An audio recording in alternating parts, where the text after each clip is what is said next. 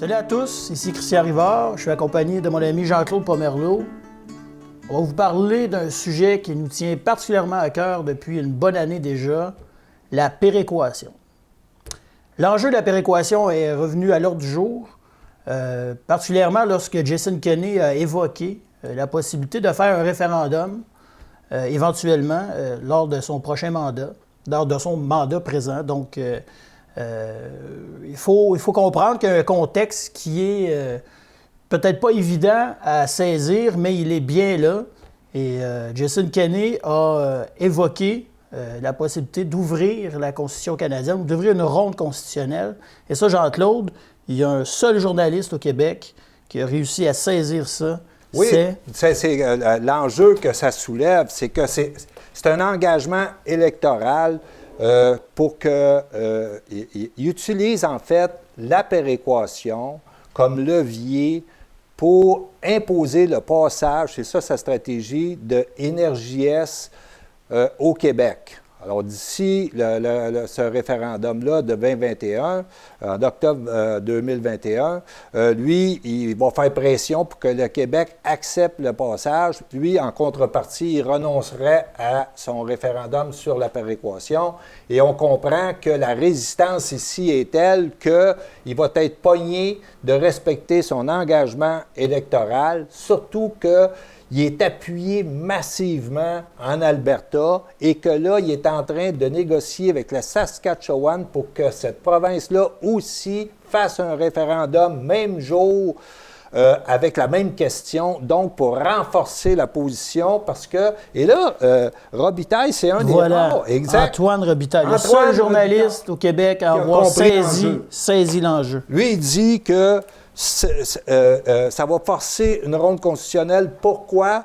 Parce que à cause de la décision du renvoi de 1998 sur l'indépendance du Québec et que dans la décision, le tribunal dit quand les partis viennent avec un mandat pour remettre en cause la Constitution, parce que il faut savoir que la péréquation est maintenant dans la Constitution, l'article 36, donc il s'attaquerait à un article de la Constitution.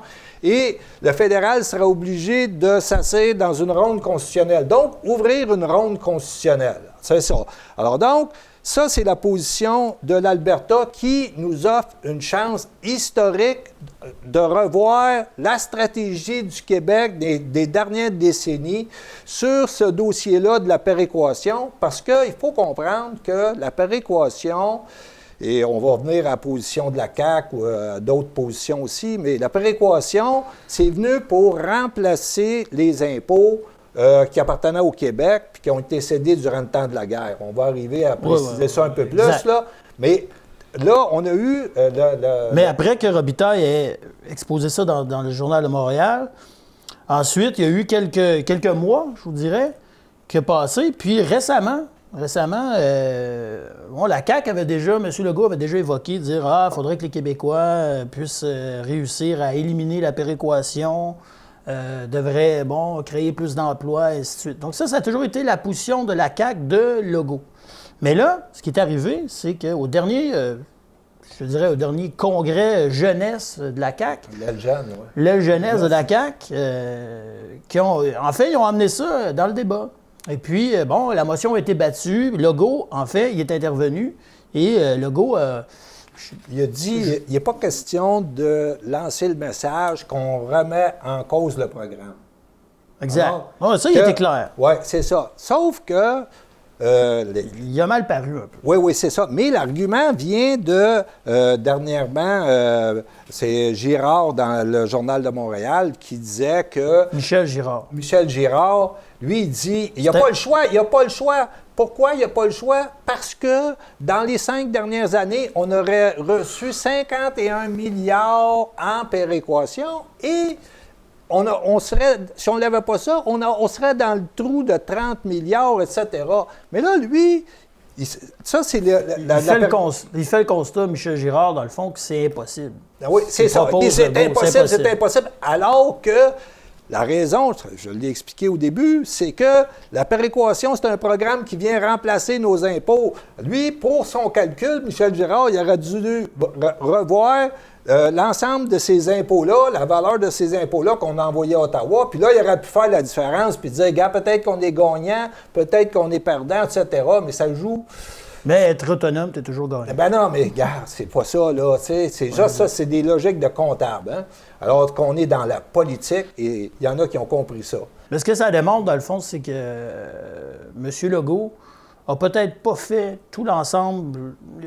Il n'a pas porté un regard complet, en fait, sur le principe de la péréquation. C'est ça. C'est que, en tant que chef d'État, il avait à approfondir sa réflexion sur cette question-là. Et là, il aurait été dans l'histoire, dans les dernières décennies, l'histoire de la lutte du Québec pour récupérer ses impôts. OK, il ne l'a pas fait. Puis il n'est pas le seul. Il n'est pas le seul. Il n'est pas le seul. On va en revenir parce que... Les souverainistes... Les souverainistes là-dedans...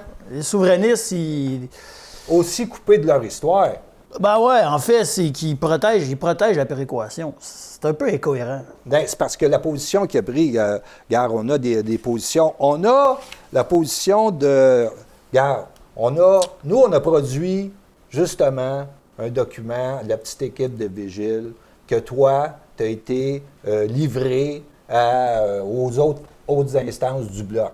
Oui, mais Jean-Claude, c'est que leur position, dans le fond, elle est incohérente parce qu'ils sont... Ben, en fait, c'est ce que j'ai voulu démontrer dans le document, c'est qu'ils sont dans le clan de Trudeau. Ils sont dans le clan des fédéralistes, ils sont dans le clan des centralisateurs, puis ils se disent souverainistes. C'est incohérent. Alors que Jason Kenney, lui, est dans le camp qui veut ouvrir la Constitution. Puis là, les autres, c'est offert au camp souverainiste, personne n'en parle. Ils ferment les yeux sur cet enjeu-là. Puis bon, c'est une incohérence. C'est ce que je voulais amener. On a publié ce texte-là, mars-avril, sur Vigile, et puis sur la péréquation, comment s'en débarrasser. Et puis, au mois de mai, le 21 mai, celui qui est spécialiste des finances publiques au Bloc, qui est Gabriel Sainte-Marie, a publié dans l'autre journal un texte qui est toujours le même argument des souverainistes, c'est-à-dire on se fait avoir par le fédéral, donc ça compense. Lui dit que la péréquation constitue un prix de consolation décevant en étant maître chez nous dans un Québec indépendant, blablabla. Donc, on est dans la logique de, gars, on ne met pas en question la péréquation parce que c'est le jour de l'indépendance que ça va se régler. En attendant, on se fait avoir, ça nous donne une compensation. Ils n'ont pas compris... Qu'est-ce qu'ils n'ont pas compris, Jean-Claude, notre plan, dans le fond? C'est en donnant la main à Jason Kenney, l'idée, c'est pas d'abandonner les revenus de la péréquation pour rien. C'est la perdre, mais pour rapatrier des impôts. L'objectif, dans le fond, c'est de gagner de la souveraineté sans perdre de revenus. C'est ça bâtir. Ce que tu dis, là, c'est ça bâtir, morceau par morceau, un État qui va vers sa souveraineté, son indépendance. C'est ça. Puis d'autant plus qu'il y avait la chance historique là, de s'inscrire dans la lutte de Duplessis, Jean Lesage, Daniel Johnson. Ils ont tous mené cette lutte-là pour récupérer les impôts. Il n'y avait rien à foutre de la péréquation. Tu comprends? C'est une tutelle. Alors donc, puis, ils pourraient entraîner les autres provinces conservatrices pour leur dire, gars, vous voulez amincir Ottawa, bien, vous avez la capacité de récupérer vos impôts si on se met tous ensemble. Alors donc, c'est le fondement de leur idéologie, les autres, aux conservateurs. Alors, s'ils disent non, s'ils disent qu'ils ne sont pas intéressés, tout ça, bon, bien, arrêtez de nous rabattre les oreilles avec votre péréquation. Legault disait, on se fait haïr à cause de ça, puis les jeunes de la CAQ, ils ont dit, ça nuit à notre rapport de force. Donc, qu'est-ce qu'ils n'ont pas compris? Dans le fond, je me suis présenté au Conseil du Bloc, puis j'ai distribué des papiers. Je pense que j'ai donné aux principaux députés. J'ai même distribué mon document à M. Bérubé. J'ai eu une courte conversation avec Pascal Bérubé, le chef du PQ. Je leur ai expliqué, j'ai dit, lisez ça. Puis je pense que ça, c'est important que ça devienne un enjeu. Que lorsque l'enjeu va arriver, c'est important de prendre le bon camp. Quand j'ai fait ma démarche au Bloc, dans le fond, la personne que je visais, c'était Gabriel Sainte-Marie. J'ai beaucoup d'estime. Toi aussi, Jean-Claude, tu as beaucoup d'estime pour Gabriel Sainte-Marie. C'est une bonne tête, c'est une des meilleures têtes du mouvement souverainiste. C'est un gars brillant. Je sais que Gabriel est beaucoup dans la recherche au Bloc. Il travaille avec des moyens limités. Il donne énormément de son temps. Donc, j'ai dit, je vais passer à les gens que je connais au Bloc, les députés que je connais, mais surtout Gabriel Sainte-Marie. Donc, Gabriel a eu le document. Gabriel nous a donné une réponse que j'estime classique. C'est la classique réponse habituelle du mouvement souverainiste, c'est qu'on se fait avoir. Puis, c'est une compensation. On l'a compris, ça. Mais dans le fond, la position de Gabriel Sainte-Marie, que ce soit la position de François Legault, que ce soit la position du mouvement souverainiste au complet, est incohérente. Puis, j'ai beaucoup de la misère à comprendre parce que très rapidement, nous, Jean-Claude, on s'est dit, OK, on travaille sa péréquation, on a fait nos recherches, en une journée. On a trouvé toutes nos informations, on a tout établi notre document. Écoute, c'est assez simple, puis on a trouvé... tu as trouvé, finalement, le document dans le Globe and Mail. J'aimerais que tu en parles. Ben oui, c'est ça. C'est que, d'abord, il y a eu le document, Gabriel Sainte-Marie. Il y avait les références, parce qu'on ne sait pas des... Exact. Et donc, le document de Globe and Mail, ce que ça dit... L'étude de l'Institut Fraser. Ils sont basés sur l'Institut... C'est ça. Ils ont fait... Fraser. C'est ça. Ils ont fait une couverture de l'Institut Fraser. L'étude, ça a été fait dans le cadre du 150e du Canada. Et là, ils ont fait une étude de l'histoire de la fiscalité au Canada. Alors, qu'est-ce qu'on découvre puis qui nous saute au visage, c'est que à partir du moment où l'État fédéral, Ottawa, s'empare du pouvoir de taxation directe qu'on a nommé tantôt... Godbout les cède, en fait. C'est ça. Godbout qui a cédé. Le grand progressiste Adélard Godbout. Oui, c'est ça. Hein? Et puis... que Ottawa, à cette époque-là, devait remettre après la guerre. OK? C'était juste une part de guerre. OK? Mais on va revenir là-dessus tantôt. Mais là, pour le moment, Globe and Mail, qu'est-ce qu'il nous apprend? Et c'est très grave. Et ça, c'est en 2017. C'est que les impôts directs deviennent la première source de revenus du gouvernement central, Ottawa, et... Le principal poste de dépense vient... dans les affaires sociales, donc dans les juridictions des provinces, donc les juridictions du Québec. Okay? Qui est la grande majorité dans les juridictions sociales, c'est-à-dire la santé, les services sociaux. C'est exactement ça. OK? Donc, puis ça, c'est en 2017. Ça fait que donc, ils prennent notre argent pour nous le redonner. Je vois pas comment les services de recherche des groupes souverainistes, ça n'a pas apparu sur leur écran radar. Là. C'est quelque chose de sérieux, tu comprends? Alors donc, on voit que s'il y avait une lutte là-dessus, on pourrait changer l'équilibre. OK, puis sortir Ottawa de nos juridictions, etc. C'est là que ça joue, c'est le nerf de la guerre. Mais Jean-Claude, je veux qu'on spécifie aux gens, c'est qu'on savait tous un peu c'était quoi la péréquation. C'est quand on a plongé dans le dossier qu'on s'est aperçu que la réponse est dans l'historique de l'enjeu. Tu sais, il faut comprendre la séquence pour comprendre, c'est pour ça. Et c'est là que vient nos connaissances sur, la commission Rowell-Sirois, la commission Tremblay. C'est toutes des commissions qui ont été faites, un par le fédéral, ensuite la commission Tremblay par Duplessis. Tout ça, toute cette historique-là fait que quand tu regardes la séquence, tu as ta réponse. Ben oui, ça, parce que là, c'est la posture stratégique que devraient avoir les souverainistes, au moins les souverainistes, mais ça, en fait, c'est tout l'État du Québec, celle qui est la posture qui a été adopté historiquement pour combattre le fait que Ottawa avait des visées de centralisation fiscale et puis qui va devenir une centralisation politique, mais centralisation fiscale. Et ce match-là s'est joué dans les années 40. Et 50. Et 50. Pourquoi? Parce que le fédéral, c'est ici dans un document. Ce document-là s'appelle le Fédéralisme et décentralisation, où en sommes-nous, publié en 1981, il faut bien remarquer la date, et ça donne la synthèse de l'histoire. C'est comme un peu donc, la porte d'entrée de 1982. On nous explique un peu les enjeux de 82. C'est un document stratégique juste avant que le fédéral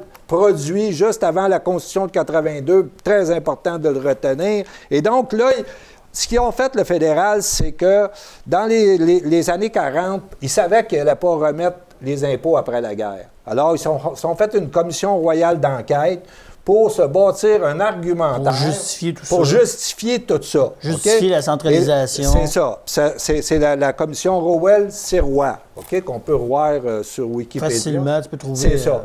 Et puis, les références. Puis là, Duplessis, quand il prend le pouvoir en 1944, il voit bien comment que ça va se jouer, ce match-là. Il faut absolument qu'il arrache les impôts. En furie après Adélard Godbout. Ben oui, parce que là, il a pris les moyens du Québec de se définir comme nation, puis il les a donnés à une autre nation. Alors, dans la commission Tremblay, il rapporte ici que le fondement de l'argumentaire de Tremblay, de la commission Tremblay, c'est que c'est pas juste une histoire comptable, là. C'est qu'il y a une nation qui vit dans un cadre civilisationnel anglophone, qui a une idée du bien public différente de la nôtre, OK, qui est, nous, issue du génie français et du catholicisme. Et donc, puis ça s'oppose fondamentalement. Et quand on a fait un pacte aussi. Pour protéger les deux entités. C'est ça. Ça, c'était 1867. Au moins, il y avait cette reconnaissance-là de la différence. Mais là, eux autres sont en train de faire une opération fiscale pour, en fait, se donner les moyens parce que, tu vas dire, c'est quoi, à la page 50 de ce document-là, là, vous allez voir, c'est incroyable, c'est qu'en 1981, le fédéral, par le processus de la captation fiscale, a comme nullifié le partage des juridictions de la Constitution de 1867. Il dit ici, le concept d'autonomie dans une fédération moderne ne désigne plus une forme d'indépendance dans les domaines définis par la Constitution, donc dans tes juridictions. Non, il désigne plutôt une capacité d'agir ou d'influencer les choses. Et donc, capacité d'agir, quand ils viennent de s'emparer de ton cash, c'est eux autres qui ont la capacité d'agir et ils vont définir eux, selon leurs valeurs civilisationnelles à eux, contre les tiennes. C'est ça l'enjeu de la péréquation. Dans le fond, ce qu'il dit, c'est que je t'enlève ton argent, puis là, tu as besoin d'argent, fait que c'est moi qui va te le donner, fait que c'est moi qui va décider ce que tu vas en faire avec. C'est ça. Ça, c'est de la grosse souveraineté. C'est ça, parce que dans la péréquation, c'est de la grosse souveraineté. La commission Tremblay, pour eux autres, là, tes choix dans tes politiques, là, c'est ce qui définit ta nation. Son identité. Exact. On est dans l'identitaire, là. Mais on est dans l'argent. Puis, qu'est-ce qu'il disait Maurice Duplessis? C'est que l'impôt, c'est la liberté. OK? L'impôt, c'est la liberté. Pour eux autres, c'est pas l'impôt. On prend la péréquation. La liberté, c'est autre chose. Puis il disait aussi que l'autonomie était aussi importante aux provinces que les poumons pour un être humain. Ben oui. C'était la survie d'une nation. Exact. C'était ça que c'était. OK? C'était les assises. On l'a oublié, ça. D'assumer. Ça s'est perdu. C'est ça. Ça s'est perdu. Et puis. Dans le rêve, Jean-Claude. Dans le grand rêve du grand soir. Ben oui. La commission Tremblay, elle a été créée en 1952. Puis ils vont produire leur rapport en 1957. Sauf qu'entre-temps, Duplessis, dans un bras de fer qu'on va avoir à éclaircir un jour, réussit à créer une brèche dans la stratégie du gouvernement fédéral, de la centralisation fiscale, en arrachant 10 % des impôts. Et là, créer le mécanisme de gestion des impôts au Québec. C'est très, très important. Puis là... Gérard Bergeron a déjà dit que c'était un quasi-coup d'État. C'est un quasi-coup d'État, mais... complètement transformé la Fédération canadienne grâce quand il a récupéré les impôts. Ça a transformé ce que le Canada visait. La centralisation a été un peu anéantie. Ben oui, puis on avait produit dans le document que tu as remis au Bloc, on avait produit les impacts de ce 10 % On ne parle pas de l'ensemble des impôts, on parle du 10 % Et puis, le 10 % ça a été rapporté ici, dans ce livre-là. OK? 3 auteurs, c'est un collectif, 3 auteurs différents. OK? L'impact du 10 % sur l'évolution de l'État du Québec assise de notre nation. En fait, c'est 4 auteurs, Jean-Claude. 4 auteurs, OK? J'y vais avec la première. Écoutez bien ça. Pour l'instant, personne ne mesure les répercussions futures de cette grande victoire autonomiste. Ce sera après 1960 que le gouvernement Lesage utilisera ce levier financier pour réaliser les grandes réformes que feront entrer le Québec dans la modernité. Frédéric Boilly, un des auteurs là, dans de le ce livre Duplessis, son milieu, son époque, c'est un collectif sous la direction de Lucia Ferretti et Xavier Gélinas. Excellent livre. Autre référence. En fait, Duplessis, pour cette décision unilatérale, avec comme arbitre ultime la population, venait de renverser la stratégie centralisatrice élaborée depuis les années 30. L'impôt provincial était la brèche qui allait permettre au Québec de faire sa révolution tranquille dans les années 60. L'historien René Durocher. Autre citation. « Il faut être redevable à Duplessis d'avoir préservé l'autonomie gouvernementale du Québec et assuré le maintien du sentiment qu'ont encore les Québécois de former une nation. » François-Albert Anger. Et ensuite, Conrad Black. Conrad Black. Le sympathique Conrad Black. Qui a fait une biographie de Duplessis. Excellent. Il y a une très, très belle vision de Maurice Duplessis. Maurice Duplessis est vraiment celui qui a doté le Québec d'un État national. Voilà. C'est ça. Donc, Maurice Duplessis, Union nationale, et le dernier, pour dire, gars, pour conclure là-dessus, sur le dernier qui était dans le dernier premier ministre, qui était dans la... En fait, il y a eu Duplessis, Lesage. Oui, Lesage a, parce qu'ils disent là-dedans, c'est que ce qu'ils disent là-dedans, c'est que la commission Tremblay a servi de cadre pour la stratégie des gouvernements qui se sont succédés pour mener cette lutte-là, pour arracher des points d'impôt. Et Jean Lesage a réussi à en ramasser une coupe sur la base de l'argumentaire du rapport Tremblay. Qui a continué le combat de Duplessis. C'est ça. Et le dernier, en réalité, qui a compris la game, on pourrait dire, c'est Daniel Johnson, qui a été élu de juin 1966 à septembre 1968.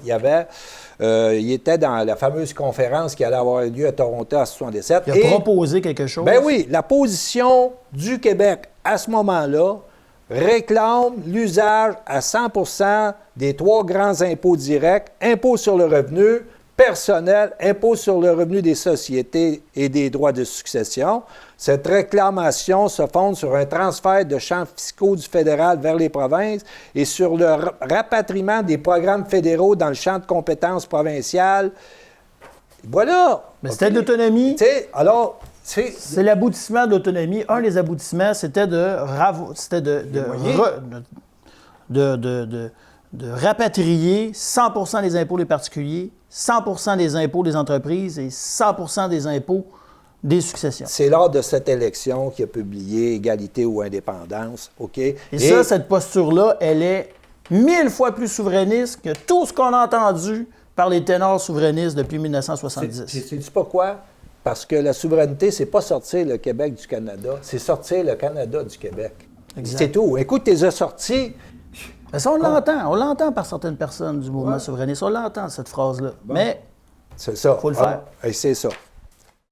J'ai remis le document aux autres instances du Bloc. J'ai rencontré des députés, je leur ai remis personnellement, je leur ai même parlé.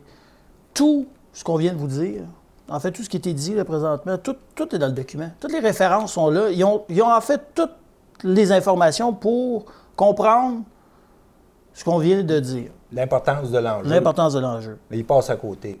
Puis dans le fond, l'enjeu est simple. Et si on simplifie ça, Jean-Claude, c'est quoi? C'est l'Alberta veut passer NRJS sur le territoire du Québec. Nous, on a dit non. Donc, si le pipeline ne passe pas, il menace de faire un référendum pour nous enlever la péréquation. Donc, c'est un pipeline ou une ronde constitutionnelle. C'est simple. Si on tient notre bout. Si on l'accepte. Non, je pense qu'NRJS, ça ne passera pas. Donc, il va y avoir une ronde constitutionnelle. C'est mon avis, là, mais je suis à peu près convaincu que c'est ça. Il va y avoir une ronde constitutionnelle. Alors là, nos ouailles, là, nos militants, nos chefs, quelle position qu'ils vont prendre? Ils n'ont pas le choix de prendre la position de l'Alberta. Mais non, mais ils n'ont pas le choix s'ils sont cohérents. Surtout que, nos chefs souverainistes auraient dû lire une étude. Il y a 4 universitaires canadiens, c'est un document qui a été traduit, qui s'appelle « La péréquation n'est pas près de disparaître ». Et ils disent « Pourquoi la péréquation? Pourquoi c'est important? » D'où l'intérêt du programme fédéral de péréquation qui constitue un puissant mécanisme de renforcement de l'unité nationale. Donc, c'est une menace à l'unité nationale, ce que fait Jason Kenney pour se donner un levier. c'est évident, c'est évident. Alors là, le mouvement souverainiste, on n'a pas entendu une voix qui concorderait avec ce que tu as présenté. Hein? Ils sont tous en train de défendre. Oui, mais on se fait avoir, donc on attend le grand soir, puis en attendant, c'est un prix de consolation. On peut dire, dans l'ensemble, c'est ça. Alors que là, il y a une occasion historique qui se présente. Dire, il y en a un qui veut ouvrir la cage à castor constitutionnelle, donner un coup de pied dedans. Alors, quelle stratégie adopter? Ils n'ont pas fait de réflexion de fond. Minimalement, rapport Tremblay, Roel Sirois, la position du Duplessis, la position de Daniel Johnson, c'est une position historique de l'État du Québec, là, OK, pour défendre ses intérêts fondamentaux. Ces gens-là, Jean-Claude, là, on les connaît, on les voit à la télé. Ils ont tous l'intelligence pour comprendre ça. Ils ont tous l'intelligence, puis ils pourraient, là, tenir tête réellement à l'Alberta, facilement, je pense. Facilement. Parce que c'est des gens intelligents. C'est incompréhensible comment ils ne sont pas dans cette position-là. Bien, c'est parce que là, par la force des choses, ils prennent une position parce qu'on comprend que Justin Trudeau, le fils de l'autre qui a inscrit la péréquation et qui a fait la centralisation fiscale avec Louis Saint-Laurent, etc., lui, il va dire, il n'est pas question d'ouvrir la Constitution pour mettre en cause l'article 36, la péréquation. Il ne faut pas faire ça. Et là, il y en a qui disent, le Québec devrait être comme un seul homme derrière, tous les souverainistes derrière Trudeau pour maintenir le statu quo de la Constitution 82 parce qu'il s'accroche à un chèque de BS des provinces. C'est une position qui se tient pas. Qui se tient pas d'un mouvement souverainiste et qui témoigne d'un manque de culture politique, culture historique sur un enjeu de cette importance. J'en reviens pas. C'est le résultat de la logique du grand soir. C'est juste de résister jusqu'à temps qu'on va convaincre tout le monde, puis même que peut-être que l'enjeu va faire que les gens vont décider de faire l'indépendance, puis là, on va s'en aller vers un grand soir. Ça ne tient pas la route, on va se faire détruire. Ben non, c'est détruire ça. Complètement. On se fait détruire depuis 70. Regarde, sur Vigile.Québec, sur YouTube, la chaîne Vigile.Québec, on a documenté avec Céline, qu'on salue au passage, Céline, puis que regarde, l'argument, le référendum, le Canada ne veut pas jouer le jeu démocratique, etc. Notre droit à l'autodétermination, il n'est pas reconnu de manière statutaire par Ottawa, c'est là qu'il y a la lutte, etc. Donc, ça, là, l'argument de on attend le lendemain du grand soir puis ça va se régler. En attendant, on passe à côté d'une chance historique de rentrer dans le game puis de faire ouvrir, éclater la cage constitutionnelle, tu comprends, de 82, la cage de Trudeau.